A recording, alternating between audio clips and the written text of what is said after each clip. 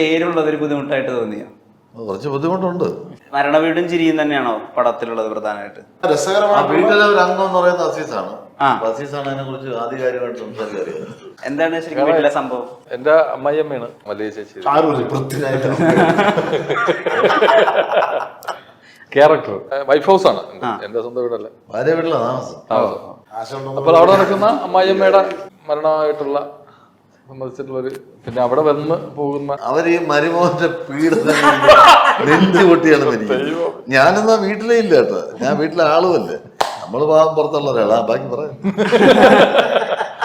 അങ്ങനെ ആ വീട്ടിൽ വരുന്ന ആൾക്കാരുടെ ചുറ്റിപ്പറ്റിയിട്ടുള്ള ഒരു ഹ്യൂമർ പരിപാടിയാണ് ഈ വ്യസന സമേതം ബന്ധുമിത്ര. വ്യസനം എന്ന് കേൾക്കുമ്പോ തന്നെ ഇത്രയും സംഭവമല്ല. ഇവരെയൊക്കെ പൊന്നുകൊണ്ട് നോക്കി അമ്മച്ചി മരിച്ചു കഴിയുമ്പോ കോമഡി എന്ന് വീട്ടിൽ ആലോചിച്ച് പടം കാണുമ്പോ മനസ്സിലാവും ആരാണ് കോമഡി.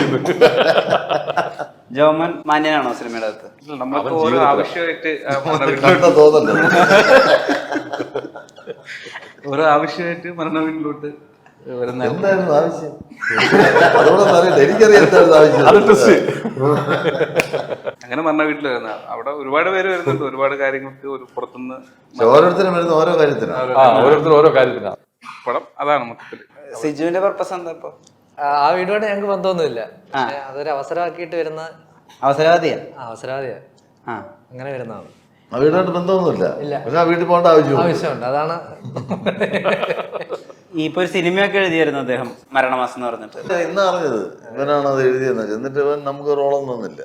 അതിനുശേഷം അദ്ദേഹത്തിന് ഒരു പക്വതയോ അങ്ങനെ എന്തെങ്കിലുമൊക്കെ കാണുന്നുണ്ടോ? ഇവനാ അല്ല, അത് ഞങ്ങള് പിന്നെ ഇപ്പഴാണ് കാണുന്നത്. പക്വതയൊക്കെ പണ്ടേ ഉണ്ട്, അല്ലേ പിന്നെ ഇതൊക്കെ എഴുതാൻ പറ്റുമോ? പക്വതയൊക്കെ ഉണ്ട്. അല്ല, വ്യസന സമ്മേളനം കഴിഞ്ഞതിന് ശേഷമാണ് ഇത് ആ സിനിമ എഴുതിയിരുന്നെങ്കിൽ പൈസന്റെ കറക്റ്റ് പിടിച്ചത്. ഭയങ്കരമായിട്ട് അടുത്ത് നമ്മള് വിപിൻ ദാസിന്റെ സ്കൂളിൽ നിന്ന് വരുന്ന ഒരു സിനിമ, അതിനൊരു പ്രത്യേകത ഉണ്ടാവുമല്ലോ. അതിന് എന്തായാലും ഒരു ചിരി ഡിമാൻഡ് ആയിട്ടുണ്ടാവും, അല്ലെങ്കിൽ തിയേറ്റർ വാച്ചിൽ എല്ലാവരും കൂടിയിരിക്കുമ്പോൾ ഒരു ചിരി ഉണ്ടാവും. വ്യസന സമേതം അത് സെർവ് ചെയ്യുന്ന തന്നെയാണോ വിചാരിക്കുന്നത്?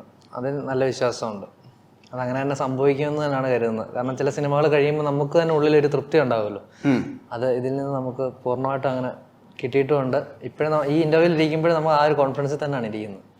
തിയേറ്ററിൽ അങ്ങനെ ഒരു ചിരി ഉണ്ടാവും. ആൾക്കാർ ഇറങ്ങുമ്പം വ്യസനത്തോടുകൂടി എന്തായാലും ആരും ഇറങ്ങത്തില്ലെന്നാണ് തോന്നുന്നത്. ഈ അസീസ് ഇപ്പൊ ക്യാരക്ടർ റോളുകളിലൊക്കെ മാറിയതിനു ശേഷം ശരീരത്തിലൊക്കെ വല്ലാതെ ശ്രദ്ധിക്കാൻ തുടങ്ങി, കുറച്ച് ബ്യൂട്ടി രാവിലെ ഒരു 5 കിലോമീറ്റർ ഓടും ഇപ്പൊ. അത് കഴിഞ്ഞാൽ അത് കഴിഞ്ഞാൽ വൈകുന്നേരം ഈ 6 പാക്കിനുള്ള പരിപാടിയായി ഇപ്പൊ നടക്കുന്നുണ്ട്. പിന്നെ തലമുടി ട്രാൻസ്പ്ലാന്റ് ചെയ്തു,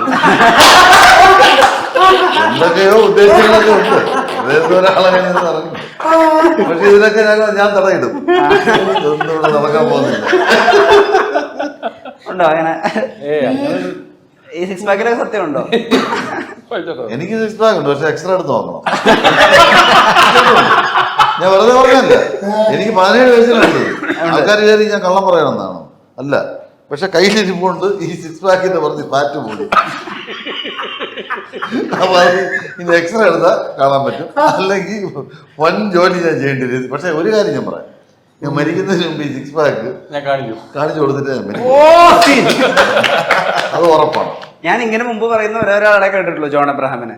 ആള് പറഞ്ഞിട്ടുണ്ട് ആള് മരിക്കുമ്പോഴാണ് 6 പാക്ക് ആയിട്ട് മരിക്കുന്നു. ഇനി ഒന്നും നടന്നില്ലെങ്കിൽ ഞാൻ പിന്നെ പറയാം.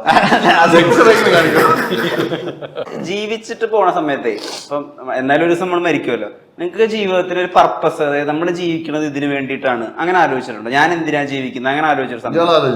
ഞാൻ ആലോചിച്ചു. എന്താ തോന്നി എന്നിട്ട്? അതായത് അതൊന്നും കേട്ടിട്ട് നമ്മള് പറയാം. ഇയാളതൊന്ന് പറഞ്ഞിട്ട് നമുക്ക് അടുത്ത കാര്യത്തിലോട്ട് കിടക്കാം. ജീവിതത്തിന്റെ ജീവിതം എന്ന് പറയുന്നത് വെള്ളത്തിൽ വരയ്ക്കുന്ന ഒരു വര വരെ ഉള്ളൂ, അത്രേ ഉള്ളൂ. ഈ നമ്മൾ പണ്ട് ആസ്വദിച്ച സുഖം എന്താണ് നമുക്ക് ഇപ്പോൾ ഓർമ്മയുണ്ടോ? ഇല്ല. പക്ഷെ നമ്മൾ പണ്ട് അനുഭവിച്ച വേദന നമുക്ക് ഓർമ്മയുണ്ടാവും. സുഖം നമ്മൾ മറന്നു, അല്ലേ? ദുഃഖം നമ്മൾ മറക്കില്ല. അതാണ് ജീവിതം. ഇത് ആലോചിച്ച് വരുന്നതാ അത് പുസ്തകമായി? ഞാൻ വലിയ സംഭവമാണ് നിങ്ങൾക്ക് അതോടൊപ്പമുള്ളത്, മനസ്സിലായില്ലേ?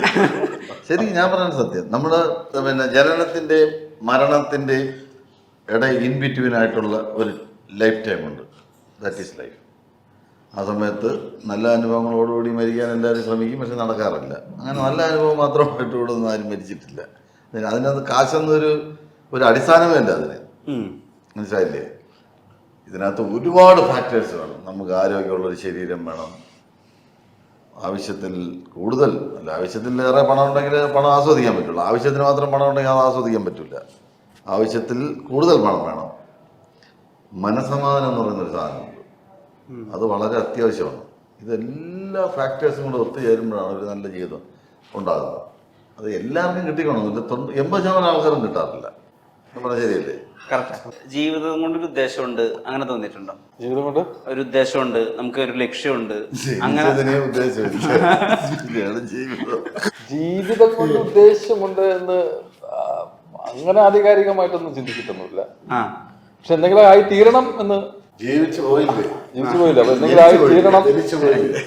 പിന്നെ വെറുതെ അങ്ങ് ജീവിച്ച് അങ്ങ് മരിച്ചു പോകുമ്പോൾ എന്തെങ്കിലും ഒരു മുദ്ര കുത്തി പോവുക എന്നുള്ള ഒരു കാരണം അറിയണം. ഇത്ര അങ്ങനെ ഒരാളുണ്ടായിരുന്നു എന്നുള്ളൊരു ആഗ്രഹമുണ്ട്.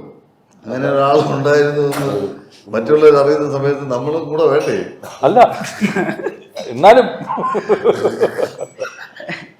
എപ്പോഴെങ്കിലും ഇങ്ങനെ ആലോചിച്ചിട്ടുണ്ടോ, ഞാൻ ജീവനോട് ഇരിക്കുന്നത് കാരണം ഒരുപാട് പേര് കുറെ ചിരിച്ചിട്ടുണ്ട്. ചിലപ്പോൾ നോബിചേട്ടൻ ഒരിക്കലും ഇനി ലൈഫിൽ തന്നെ കാണാൻ സാധ്യതയില്ലാത്ത ആളുകൾ ഒരുപാട് പേരെ നോബിചേട്ടൻ ചിരിപ്പിച്ചിട്ടുണ്ട്.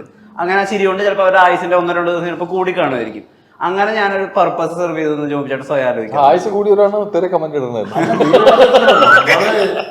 ഞങ്ങള് ചിരിപ്പിക്കുമ്പോ ചിരിച്ചാലേ നമുക്ക് ജോലിയുള്ളൂ. ചിരിക്കാതെ ഇരുന്ന് കഴിഞ്ഞാൽ ജോലി കുറയും. അതൊന്നും ജോലി ഇല്ലടാ, ഇത് എല്ലാ ജോലി ആൾക്കാരെ ചിരിപ്പിക്കാം. ഇതൊരു വലിയ ജോലിയാണ് ഇങ്ങനെ ആളുകളെ ചിരിപ്പിച്ചോണ്ടിരിക്കല്ലേ? സത്യമല്ലേ? നമ്മൾ പരിപാടി ചെയ്തിട്ട് ഇപ്പം പരിപാടി കുറഞ്ഞു പോയി, ഇപ്പം ചിരി കുറഞ്ഞു. ശരി, അങ്ങനെ ലൈഫിന് ഒരു പർപ്പസ് ഉണ്ട്, അങ്ങനെ ആലോചിച്ചിട്ടുണ്ടോ? ജീവിക്കുക, അത്രേ ഉള്ളൂ. അങ്ങനെ നമുക്ക് സമാധാനം കിട്ടുന്ന രീതിയിലൊക്കെ ജീവിച്ചു പോവാ. ഈ എഴുത്തുകാരനായതിനു ശേഷമേ ഉത്തരവാദിത്തങ്ങൾ കൂടിയിട്ടുണ്ടോ? ഇല്ലില്ല. എഴുതിയപ്പോ പൈസ കിട്ടുന്നു, അത് വെച്ച് നമ്മൾ എൻജോയ് ചെയ്യുന്നു. ഇനി അടുത്ത പരിപാടികൾ എഴുതുന്നു. എത്ര പൈസ കിട്ടി? കുറച്ച് കിട്ടി. അത്രേ ഉള്ളൂ. നമ്മളാദ്യം നമ്മുടെ സമാധാനത്തിന് ജീവിക്കുക, അതിനുശേഷം മറ്റുള്ള സമാധാനം നോക്കുക. അതാണ് ആദ്യം നമ്മുടെ സമാധാനം ഉണ്ടായിട്ട് മറ്റുള്ളവരുടെ സമാധാനം കെടുക്കുക. ജോമന, ഈ മറ്റുള്ളവരെ ചിരിപ്പിച്ചു അല്ലെങ്കിൽ മറ്റുള്ളവർക്ക് ഒരു സമാധാനം കൊടുത്തു ചിരിയുണ്ട്, അങ്ങനെ ആളുകളൊന്നും പറഞ്ഞിട്ടുണ്ടല്ലോ നിങ്ങളുടെ വീഡിയോസ് ഭയങ്കര വർക്കായിരുന്നു. അത് കാണുമ്പോൾ ശരിക്കും അങ്ങനെ ഒരു പർപ്പസ് ഉണ്ട് എന്ന് തോന്നാറുണ്ടോ? അവർക്ക് ഞാൻ സമാധാനം കൊടുത്തത് ഞാനെങ്ങനെ അറിയണത്? പക്ഷെ അവർക്ക് ചിരി കൊടുത്തു അറിയാലോ. ചിരിച്ചിട്ടുണ്ടെന്നാണ് ഒരു കോമഡികളൊക്കെ കേട്ടിട്ട് ചിരിക്കുന്നുണ്ട്. പിന്നെ പറഞ്ഞ ഡയലോഗുകൾ എൻ്റെ അടുത്തൊന്ന് പറയാറുണ്ട്. അല്ല കേട്ടോ, അപ്പൊ നമുക്കൊക്കെ ഒരു പ്രായം എത്തുമ്പോഴാണ് നമ്മുടെ കരിയർ ഇതാണ്, അല്ലെങ്കിൽ നമ്മൾ ഒരു 25-26 വയസ്സൊക്കെ എത്തുമ്പോഴാണ് നമ്മൾ ഇതാ ചൂസ് ചെയ്യേണ്ടത്, നമ്മുടെ ലൈഫിൽ ഇങ്ങനെയാണ് നമ്മൾ പണം ഉണ്ടാക്കേണ്ടത് എന്നൊക്കെ മനസ്സിലാക്കുന്നത്. അങ്ങനെയൊന്നും ഒന്നും ചൂസ് ചെയ്യാൻ നമുക്ക് പറ്റില്ല. ഞാൻ ഇന്നത് ചെയ്യുള്ളൂ, അല്ലെ അങ്ങനെ പാടുള്ളൂ, ഇങ്ങനെ നടക്കാവോ, അല്ലെ അങ്ങനെ അടുത്ത റോള് അങ്ങനെയൊന്നും ഇല്ലെന്നേ. ഇതിപ്പോ കിട്ടുന്നതെന്ന് വെച്ചാൽ കിട്ടുന്നതെല്ലാം ചെയ്യണമെന്നുമല്ല. കിട്ടുന്നതിൽ നമുക്ക് ചെയ്യാൻ പറ്റുന്നത് ഏതൊക്കെ, നമ്മൾ ചെയ്താൽ നന്നാവുന്നത് ഏതൊക്കെ, അത് ചെയ്യാന്നുള്ളതേ ഉള്ളൂ. അല്ല പറ്റാത്തത് പോയി ചെയ്തിട്ട് കാര്യമില്ല, ഇല്ലേ? ഇപ്പൊ കമലതളത്തില് ഇപ്പൊ ലാലേട്ട അഭിനയിച്ച റോൾ എന്നെ വിളിച്ചാൽ ഞാൻ ആത്മഹത്യ കളയും. ആത്മഹത്യ, അതെല്ലാം എന്റെ മുമ്പിൽ വേറെ വഴിയില്ല എനിക്ക്, അല്ലേ? ആവനാടിലെ ബൽറാമിന്റെ അസീസിനെ വിളിച്ചാൽ അങ്ങനെ ഇരിക്കും. ചിന്തിക്കാൻ പറ്റും. ചിന്തിച്ചാൽ നമുക്ക് മരിക്കാൻ തോന്നും. അവനാണിത് പറഞ്ഞാൽ അപ്പൊ ഞാൻ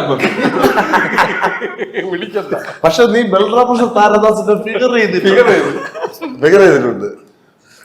അതേ സ്റ്റേജിലെ പരിപാടി കുറച്ചു എന്ന് പറയുന്ന പോലെ അവരവർക്ക് പറ്റുന്ന. ഇതിനകത്ത് വേറൊരു സംഭവം എന്നറിയാം, നമ്മൾ ആരാണോ നമ്മൾ സ്വയം മനസ്സിലാക്കിയിരിക്കണം. ബോധം പലർക്കും ഇല്ലാത്തൊരു കാര്യമാണ്. താൻ ആരാണ്, തനിക്ക് എന്തൊക്കെ കഴിവുണ്ട്, തനിക്ക് എന്തൊക്കെ കഴിവില്ല, തനിക്ക് എന്തൊക്കെ പറ്റും എന്നുള്ളത് താൻ തന്നെ സ്വയം മനസ്സിലാക്കിയിരിക്കുന്നത് വളരെ തന്നെയാണ്, അല്ലേ? സത്യം. അത് ഒരു ആക്ടറിന് മസ്റ്റായിട്ട് ഒരു ആക്ടർ മനസ്സിലാക്കിയിരിക്കേണ്ട കാര്യമാണ്. പരിമിതികളും അല്ലാത്തതും ഒക്കെ മനസ്സിലാക്കിയിരിക്കണം. തനിക്കുള്ള കഴിവുകൾ എന്ത്, തനിക്ക് ഇല്ലാത്ത കഴിവുകൾ എന്താണ്. ഈ ഉടനെ ചോദിക്കുക ഇല്ലാത്ത കഴിവുകളൊന്നും ചോദിക്കരുത്. ഇല്ല,